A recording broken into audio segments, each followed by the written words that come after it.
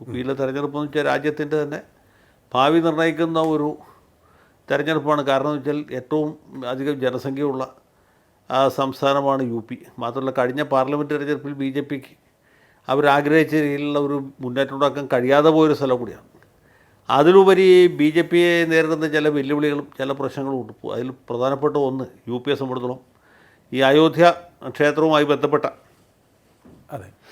വിവാദങ്ങളാണ്. വലിയ സംഖ്യ കാണാനില്ല, സ്വർണം വെള്ളി ഉരുപ്പടികൾ കാണാനില്ല.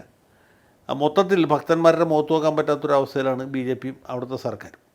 അപ്പോൾ അത്ര വലിയൊരു ഹാൻഡിക്യാപ്പിന് ഇവർക്ക് എങ്ങനെ മറികടക്കാൻ കഴിയും എന്നുള്ളൊരു ചോദ്യമുണ്ട്. കേരളത്തെ സംബന്ധിച്ചിടത്തോളം ഈ ശബരിമല സ്വർണ്ണക്കൊള്ള എന്ന് നമ്മൾ പറയുന്ന സംഗതി, അതെ, അതുപോലെ തുല്യനിലയിൽ അവിടെ അയോധ്യ ഒരു വലിയ വിഷയമായിട്ട് നിൽക്കുകയാണ്. അപ്പോൾ അതിൻ്റെ കാര്യമോ കാരണമോ വിശദീകരിക്കാൻ പാർട്ടിക്കോ സംഘടനക്കോ താല്പര്യ കക്ഷികൾക്കോ സാധിച്ചിട്ടില്ല എന്നുള്ളൊരു സത്യമാണ്. അയോധ്യയുമായി ബന്ധപ്പെട്ട് സംസാരിക്കുകയാണെന്നുണ്ടെങ്കിൽ അവിടെ ഈ ട്രസ്റ്റ് അംഗങ്ങൾ, ട്രസ്റ്റ് സെക്രട്ടറി ഒക്കെ തന്നെ രാജിവെച്ചിട്ടുണ്ട്. അത് ഏതെങ്കിലും തരത്തിൽ അവരുടെ മുഖം രക്ഷിക്കുവാൻ സഹായിക്കുമെന്ന് തോന്നുന്നുണ്ടോ? അല്ല, ട്രസ്റ്റിലെ സെക്രട്ടറിയും അംഗങ്ങളൊക്കെ രാജിവെച്ചു, വാർത്ത ഞാൻ കണ്ടു. അത് കൊണ്ട് മാത്രം കാര്യമില്ല.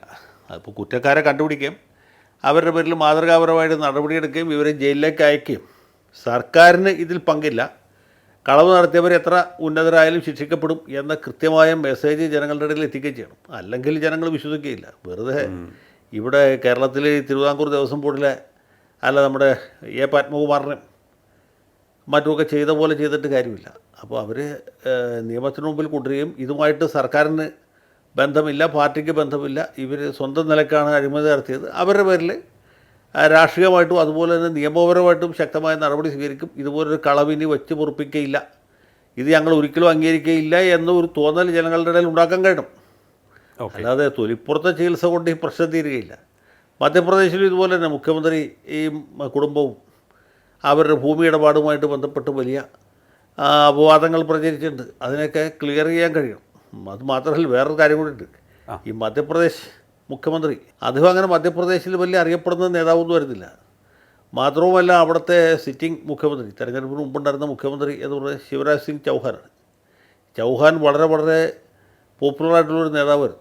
അദ്ദേഹം ഈ സ്ത്രീകൾക്ക് വേണ്ടി ചില ക്ഷേമ പദ്ധതികളൊക്കെ നടപ്പാക്കിയിട്ടാണ് ഈ കഴിഞ്ഞ തെരഞ്ഞെടുപ്പിൽ വലിയ വിജയം നേടിയത്. പക്ഷേ വിജയമുഹൂർത്തത്തിൽ തന്നെ അദ്ദേഹത്തെ നീക്കം ചെയ്യുകയും ആ സ്ഥാനത്ത് ഈ യാദവിനെ അവിടെ മുഖ്യമന്ത്രിയായിട്ട് വാഴിക്കുകയുമാണ് ചെയ്തത്. അപ്പം ഇങ്ങനെയൊക്കെയുള്ള നിയമനങ്ങൾ നടത്തുമ്പോഴും വളരെയധികം ശ്രദ്ധിക്കണം. കാരണം ഇവർ ചെയ്യുന്ന കൊള്ളരായ്മകൾക്കൊക്കെ ഉത്തരവാദിത്വം സർക്കാർ പറയേണ്ടി വരും. ആ ഒരു കാര്യം കൂടി ഉൾക്കൊണ്ടിട്ട് വേണം പ്രധാനപ്പെട്ട തസ്തികകളിൽ യോഗ്യന്മാരായ ആളുകളെ കണ്ടെത്തി അവരെ പ്രതിഷ്ഠിക്കാനായിട്ട്. സാർ, ഇപ്പോൾ അവിടെ നിന്ന് കേൾക്കുന്ന ഒരു വാർത്ത എന്ന് വെച്ചാൽ യാദവ് അവിടെ തുടരുന്നതിൽ അമിത്ഷായ്ക്ക് വലിയ താല്പര്യമൊന്നുമില്ല, പക്ഷേ RSS അതിനെ മാറ്റുന്നതിനോട് RSS യോജിക്കുന്നില്ല എന്നാണ് കേൾക്കുന്നത് യാദവിനെ. അതെ, അത് RSSും BJP നേതൃത്വവും തമ്മിലുള്ള അഭിപ്രായ വ്യത്യാസങ്ങൾ ഉണ്ട്. അത് കഴിഞ്ഞ ലോക്സഭാ തെരഞ്ഞെടുപ്പ് വേളയിൽ തന്നെ കണ്ടതാണല്ലോ. നരേന്ദ്രമോദി RSSനേക്കാൾ വലിയ ആളാവാൻ നോക്കുന്നു എന്നൊരു തോന്നൽ RSSൻ്റെ ടോപ്പ് ബ്രാസിൻ്റെ ഇടയിലുണ്ടായിരുന്നു. അത് ആത്യന്തികമായിട്ട് BJPക്ക് ദോഷകരമായിട്ട് ഭവിച്ചു. അന്ന് മുതൽക്ക് ഇങ്ങോട്ട് RSSും BJPയും തമ്മിൽ, അതായത് RSSും മോഡിയും തമ്മിൽ അത്ര സ്വരച്ചേർച്ചയിലല്ല എന്ന കാര്യവും നാട്ടിൽ പാട്ടാണ്.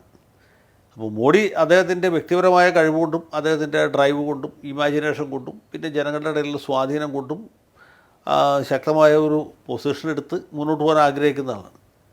RSSനെ സംബന്ധിച്ചിടത്തോളം അവരുടെ ഒരു ബാക്കിംഗ് ഇല്ലാതെ മോഡി മുന്നോട്ട് പോകുന്നതിന് അവർക്ക് താല്പര്യമില്ല. അവർക്ക് മോഡിയോടുള്ള വിരോധമല്ല, നേരെ മറിച്ച് മോഡി സംഘത്തിന്, അതായത് RSSന് വിധേയനായി പ്രവർത്തിക്കേണ്ട ആളാണ്. അത് പാലിക്കുന്നില്ലെങ്കിൽ ഞങ്ങൾ ഇടപെടും എന്ന രീതിയിലുള്ള ഒരു മാനസികാവസ്ഥ അവിടെ ഉണ്ടായിട്ടുണ്ട്. ഇപ്പോൾ ഈ രണ്ട് എൻറ്റിറ്റീസും തമ്മിൽ പുറമേക്ക് കാണാത്ത രീതിയിലാണെങ്കിലും ഒരു വടംവലി, അധികാര വടംവലി നടക്കുന്നുണ്ടെന്നുള്ള കാര്യം വ്യക്തമാണ്.